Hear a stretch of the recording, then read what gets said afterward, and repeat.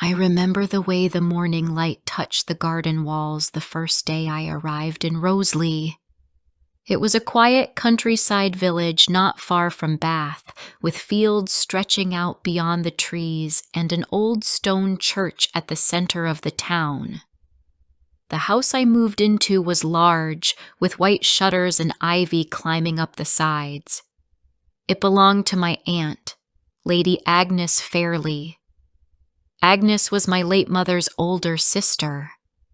She had lived in Roseley for more than 30 years. People in the village called her the elegant widow. Even at 73, she dressed carefully and walked with her chin lifted, like someone who expected others to listen. When my parents died in a car accident, she wrote to me in her usual short way and invited me to come and live with her. I had nowhere else to go, so I said yes. Her son, Edward, also lived in the house. He was 36, only a few years older than me. Edward was quiet and polite, with kind blue eyes and a soft voice. He worked as a solicitor in Bath and took the train every morning. He never married and hardly spoke of love or plans for the future. I think he spent his life making sure our aunt was pleased with him. At first, I felt lucky to be there. The house was beautiful, and the rooms were full of warm colors, soft carpets, and rare books. The windows looked out over flower beds, and in the evenings, the three of us sat by the fireplace drinking tea. Agnes liked soft lighting and calm music. She said it made her feel younger, and I noticed she never allowed any sharp lights in the room when she was there. She often talked about her younger days in London. She used to be an opera singer before she married my uncle, Lord Richard Fairley. He died years ago, and she never spoke much about him. My time on the stage, she used to say with a little laugh, was when I truly lived. Sometimes I wondered if she missed the lights or the applause more than the man. I lived in the guest flat just behind the garden, above what had once been the stables. The little place was cold in the mornings, but peaceful. I could walk to the main house in 2 minutes, and sometimes I sat by the back windows, watching the house from across the garden. I often saw Edward and Agnes having tea together, talking in low voices. He always smiled at her like a good son, and she always seemed pleased with herself. After a few weeks, I realized that something about Agnes's calm smile felt too perfect. She asked about my clothes, my walk, and even the way I held my fork. She said, "We must not let bad habits grow in this house." But it was never clear what she meant. Slowly, I began to feel watched. Everything I did, she noticed. I tried not to mind. I wanted her to like me, and I was grateful for the roof over my head. But sometimes, when I saw her touch Edward's cheek like he was still a boy, I felt a strange sadness. She looked at him, not just with love, but with control. It was like he belonged to her more than to himself. One evening, as we sat by the fire, Agnes spoke about her son's childhood. "Edward never caused me any trouble," she said with pride. "Not like some boys who run off with silly girls." Edward looked into his teacup. I noticed the way his hand held the spoon tightly. He didn't speak, and neither did I. In the daytime, when Edward was away at work, I helped with the garden. Agnes liked fresh flowers on the table, and I enjoyed walking among the roses. One afternoon in early June, the sun was strong and the garden smelled of lavender. I decided to lie down on the flat roof of the old stables behind the house, where the sunlight felt soft and no one could see me. I took a blanket and a book, planning to rest for an hour. As I closed my eyes, I heard something strange. A soft voice, like a whisper, floated up from below. At first, I thought it was the wind, but then I heard words, clear and slow. "Frederick, it wasn't my fault," the voice said. "You were too weak. She would have broken your heart. I saved you." I opened my eyes. My heart was beating fast. There was no one on the roof, and I was completely alone. I sat up and listened. The voice came again. "You left, but I stayed. I had to protect what was mine." It was Aunt Agnes's voice, but it sounded different. Softer, lower, almost dreamy. I looked around in confusion. Then I saw a narrow pipe near the edge of the roof, where the old rainwater drain ran down into the wall. I bent closer and realized the sound was coming from there. Her voice was rising up from the garden below. For a few minutes I sat frozen. Was she speaking to someone? Or was she simply thinking aloud? The name she mentioned, Frederick, was not familiar to me.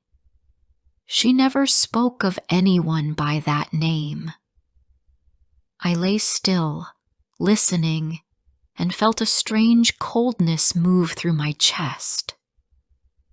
Agnes continued talking to the air as if answering questions only she could hear. "She loved you, yes," she said. "But she didn't know you. I did.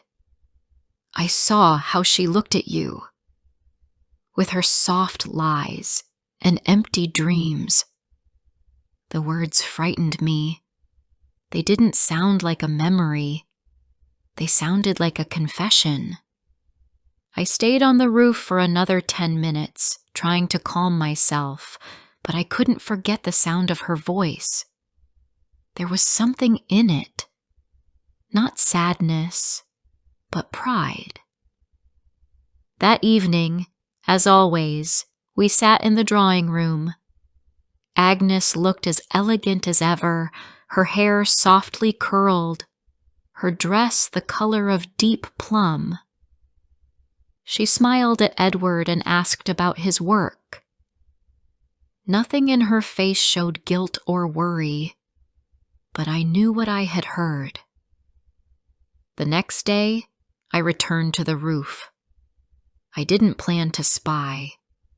I simply needed to know more. I waited in silence, eyes closed, trying to let the warm sun relax me. For a long time, there was nothing. Then, just as I was about to leave, the voice returned.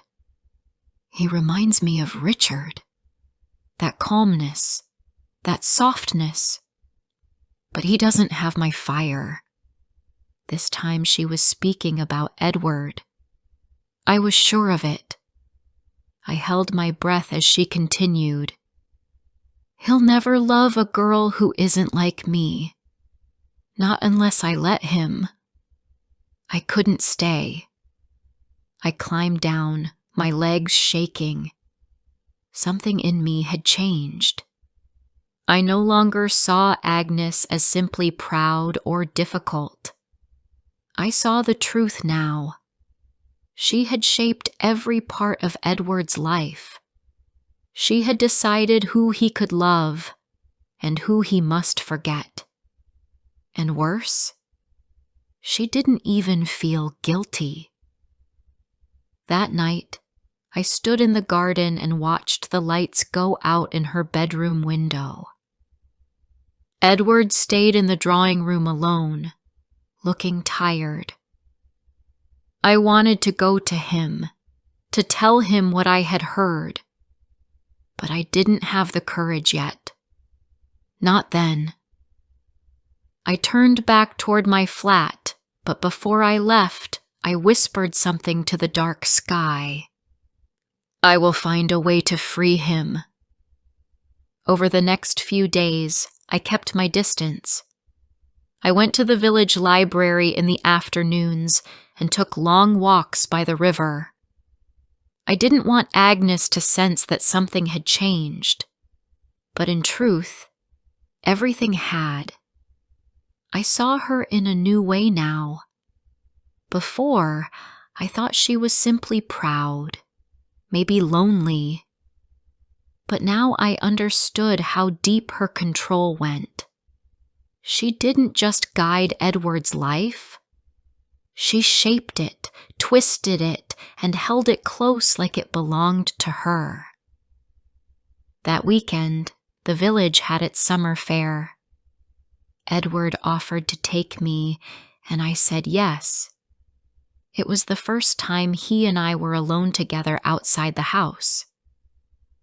We walked past little stalls selling sweets and handmade soaps. He bought me a cup of tea, and we sat on a bench under a tree. "It's nice to see you smile," he said gently. "I worry sometimes that Rosalie might be a bit dull." I shook my head. "It's peaceful here. I like peaceful things." He looked at the ground for a moment. "Do you think peace is the same as happiness?" I didn't answer right away. I thought about Agnes, her calm voice, her quiet control. "No," I said softly. "I think real peace comes when you're free." Edward looked at me, and I saw something in his eyes that hadn't been there before. Something uncertain, maybe even afraid. Later that evening, after Agnes went to bed early, Edward and I sat in the garden. The moon was high, and the air smelled of roses. "I used to think I would marry someone by now," he said. "I had hopes, but they never lasted." "Why not?" I asked. "She didn't approve," he said simply. "She had reasons. She always does." I could feel my heart beating faster. "Do you still want that? To love someone?" He didn't speak for a while. Then he looked at me. "Yes, but I don't know how to begin." I reached for his hand. It was warm and still. "Then start here," I said. From that evening on, something shifted between us. It was not loud or sudden. It was soft, like the light in Agnes's drawing room. Always gentle, always quiet. But it was there. We began walking together in the mornings before he caught the train. In the evenings, we shared stories over tea when Agnes went to bed early. We never spoke of love directly, but we didn't need to. One afternoon, I found an old wooden box in the guest flat's closet. It was pushed far back behind a coat. Inside were photographs, black and white, faded around the edges. Some were of Richard Fairley, my late uncle. Others showed a young Agnes standing beside a man I didn't recognize. There was a name written in ink on the back of one photo. Frederick. I felt cold again. That was the name I had heard through the drain pipe. I studied the man's face. He was handsome in a strong, serious way. There was something gentle in his eyes, something that didn't belong in Agnes's world. Next to the photos was a small notebook. I opened it slowly, afraid of what I might find. Inside were a few pages written in neat, old handwriting. They were love letters, but not sent. They had never been posted. All were addressed to Frederick. I had to choose. One line read, "You or the future? You or the name?" I chose the name. She had loved him. That much was clear. But she left him behind to marry into a title, into power, into silence. I put the notebook back in the box and closed it. I sat on the floor thinking, how many lives had she broken, including her own, to keep her image clean? The next morning, I decided to climb back onto the roof. I waited until the sun was high and Agnes had gone into the garden. I didn't want to listen again, but part of me needed to know. This time her voice came earlier, and it was colder. "He thinks he's falling in love," she said. "But he isn't. It's just kindness. He's always been kind." I held my breath. "She won't stay," she continued. "They never do. And if she does, I'll make her wish she hadn't." My hands began to shake. I stood up quickly and climbed down. That evening, I stayed in my flat and did not come to dinner. I told Edward I had a headache. He looked concerned, but he didn't push me. The next morning, I walked into the village alone and bought a small recorder. I placed it near the drain pipe before Agnes went outside for her sunbath. I waited on the roof as usual, pretending to read. I didn't want to hear the words. I only wanted to keep them. I knew I was doing something cruel, but it was not more cruel than the silence she had forced us all to live in. The recordings went on for a few days. Most were short. She spoke of old regrets, old lovers, and her fears about growing old and being forgotten. Then, one afternoon, her voice turned sharp. "I know what she's doing. I've seen the way he looks at her. She thinks she can win." There was a pause. "But she doesn't know what I've kept from him. If I told him the truth about his father, he'd break." My breath caught. "You were a secret," she said slowly, "but a beautiful one. I kept you in my heart while I built my life. And he never knew. He thought Richard was his father, but you were more than that. You were everything." That night, I sat with Edward on the stone bench in the garden. I wanted to tell him what I had heard, what I had recorded. But how could I? He loved her. Even now, even with all her coldness. Instead, I asked, "Did your mother ever talk about your father?" He shook his head. "Not much. Just that he was strong, quiet. They didn't seem to laugh together." I waited a long moment. Then I asked, "Did she ever speak about anyone named Frederick?" He looked up, confused. "Frederick? No. Why?" "No reason," I said quickly. "I saw the name in one of the old photo albums."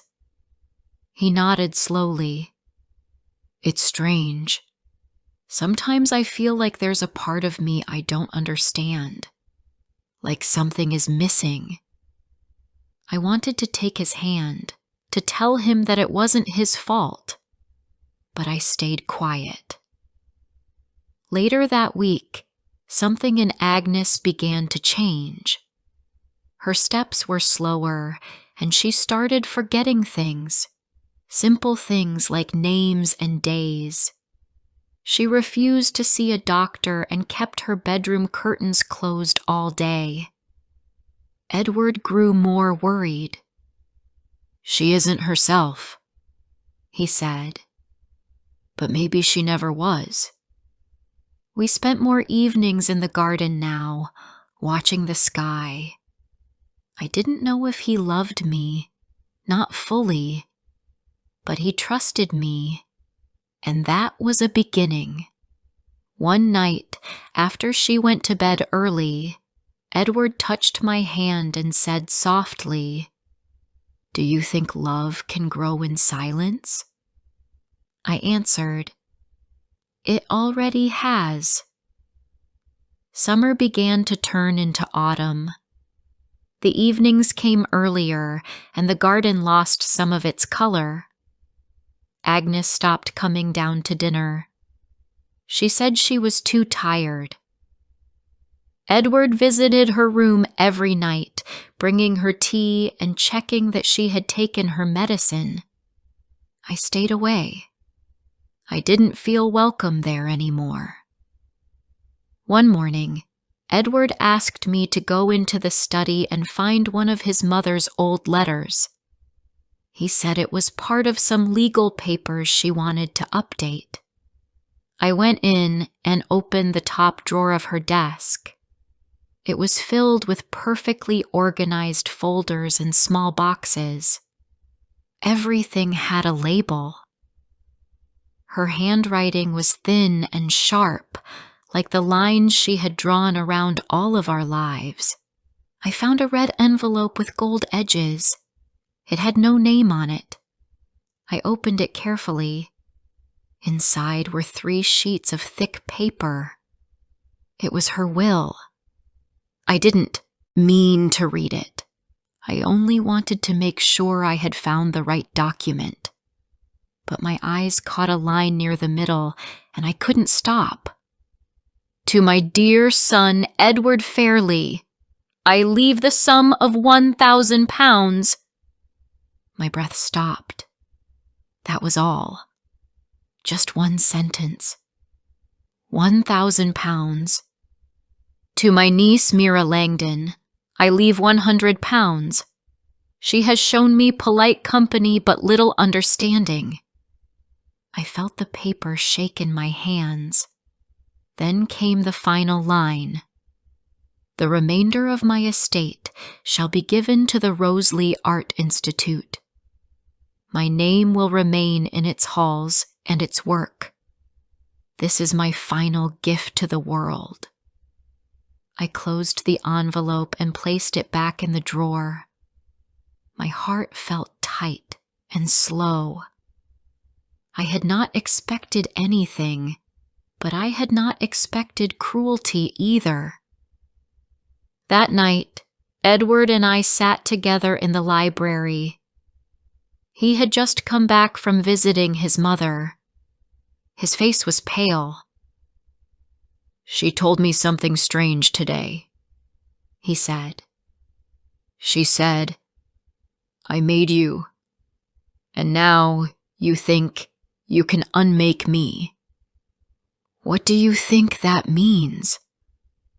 I looked at him closely. "I think she knows you're pulling away." He gave a sad little smile. "I thought I was hiding it." "You're not," I said. "But maybe it's time she saw it." There was a long pause. Then he turned to me.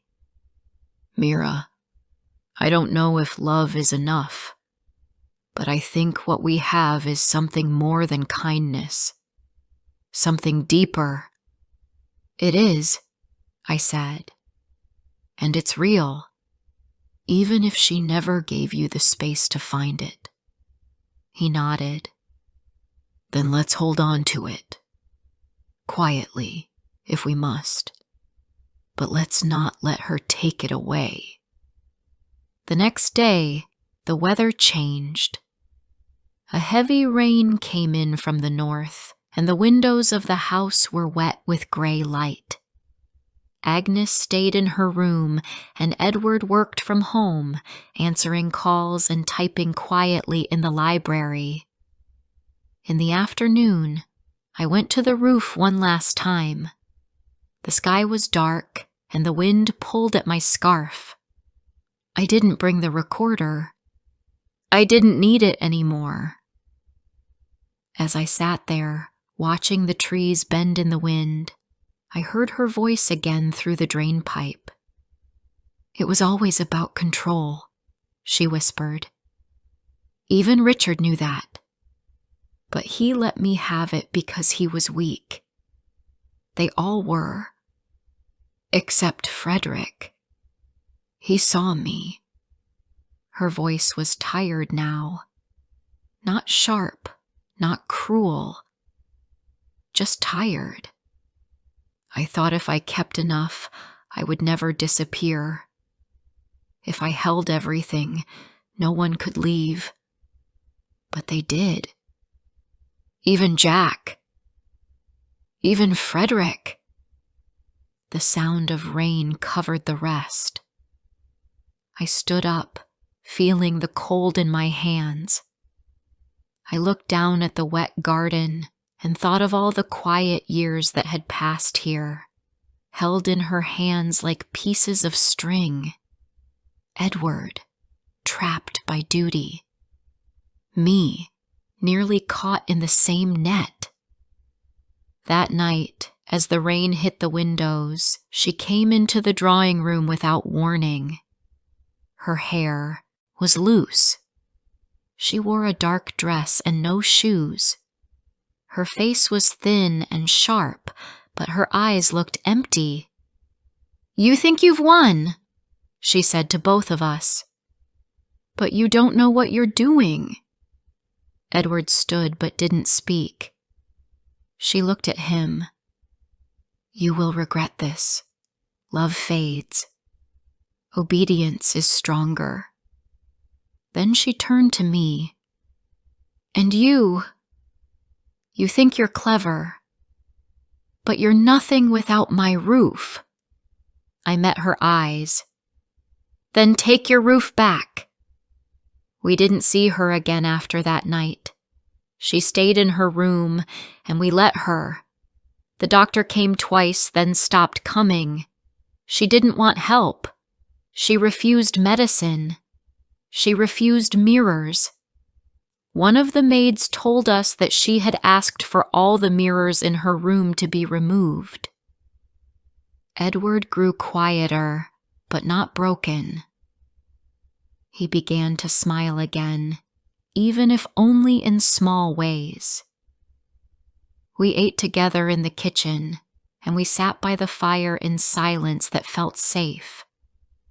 Then, one morning in late October, the house was silent. The maid found her at sunrise. Her heart had failed. The doctor said she must have taken something too strong, something she had kept hidden, perhaps for this very moment. I felt cold when I heard the news, but not shocked. Agnes had always been in control, even of the end. That afternoon, Edward and I walked together to the village lawyer's office. The will was read aloud, word for word. I kept my eyes on Edward. He didn't move. His face didn't change. When it was over, we stepped outside. "She did it again," I said. He nodded. "But I don't feel anything." "I do," I said. "I feel free." We returned to the house. The air felt strange without her. Lighter, but also quieter. That evening we went through some of her old things. In her bedside drawer we found a small notebook. It was the same one I had seen before, filled with half-finished letters to Frederick. Edward read them slowly. I watched his face. "She did love him," he said. "But not enough to choose him," I answered. We sat by the fire that night and didn't speak much. The next morning, I left the recorder and the letters on Edward's desk. He would find them when he was ready. A week later, he knocked on my door. He didn't say anything. He just took my hand and held it for a long time. "I'm ready," he said finally. "To let her go?" I asked. "Yes," he whispered. "And to begin." He pulled me close. We stood in the quiet room, no voices above, no shadows in the walls. Agnes Fairley left behind a house full of silence and a name on a museum wall. But Edward and I carried nothing from her but the decision to begin again. In truth, not in fear. And for the first time in my life, I felt like the walls around me were mine.